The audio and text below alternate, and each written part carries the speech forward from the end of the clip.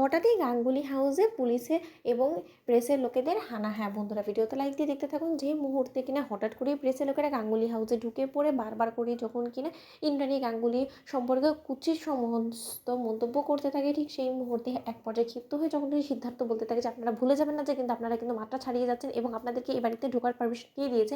আমরা তো কোনো মতে প্রেস ডাকিনি আজকে, তাহলে হঠাৎ করে আপনারা কেন এখানে এসেছেন বলুন তো? এবং আমার বৌদিকে নিয়ে সমস্ত কুৎসিত সমস্ত মন্তব্য করলে কিন্তু আমরা কোনো মতে ছেড়ে কথা বলবো না। ঠিক সেই মুহূর্তে প্রেসের লোকেরা যখন কিন্তু বলতে থাকে যে আপনাদের বাড়িতে আপনাদের বাড়িরই ছেলে রীতিমতো এই সমস্ত কুকীর্তি করে বেড়াবে এবং আপনারা যদি ভেবে থাকেন যে প্রভাব খাটিয়ে ক্ষমতার জোর খাটিয়ে আমাদের মুখ বন্ধ করে দেবেন, তাহলে সেটা কোনো মতেই পারবেন না, কারণ আমরা আমাদের কাজটাই করছি স্যার। ঠিক সেই মুহূর্তে যখন কিনা হঠাৎ করে ইন্দ্রাণী গাঙ্গুলি বলতে থাকে যে কী ব্যাপার, কী হয়েছে সিদ্ধার্থ? ঠিক সেই মুহূর্তে সিদ্ধার্থ এসে বলতে থাকে যে বৌদিদি, সে কখন থেকে আমি ওদেরকে ম্যানেজ করার চেষ্টা করছি কিন্তু না, ওরা কোনো মতে কোনো কথা শুনছে না।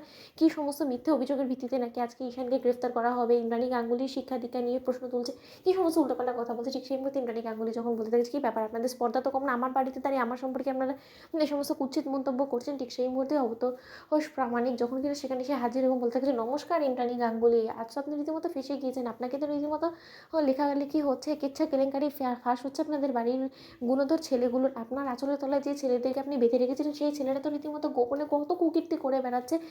একজন মেয়েকে গর্ভবতীও করে ফেলেছে, একজন মেয়ের সন্তানে পিতৃ পরিচয় অবধি দিতে সে নারাজ। সে তো রীতিমতো তার মুখ বন্ধ করার জন্য তাকে একবার 25 লাখ টাকা দেয়, তাকে আবার আরেকবার তাকে মেরে ফেলার হুমকি দেয়। এই সমস্ত হুমকি ধমকি দিয়ে কী মনে করেছেন আপনি সমস্ত কিছু দমিয়ে রাখা যায়?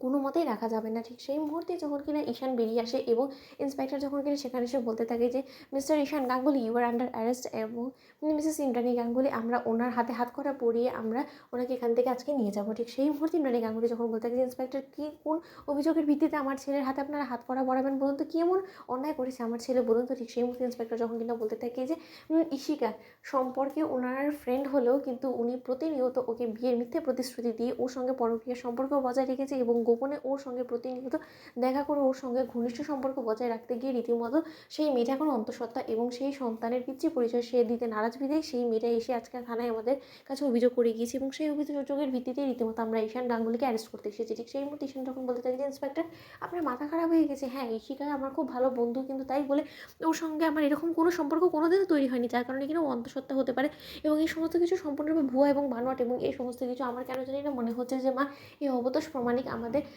রীতিমতো অপমান করার জন্য আমাদের সম্পর্কে এই সমস্ত মিথ্যে গুজব রটানোর সে চেষ্টা করছে। এর একটা কথা তো তুমি বিশ্বাস করো না মা, প্লিজ।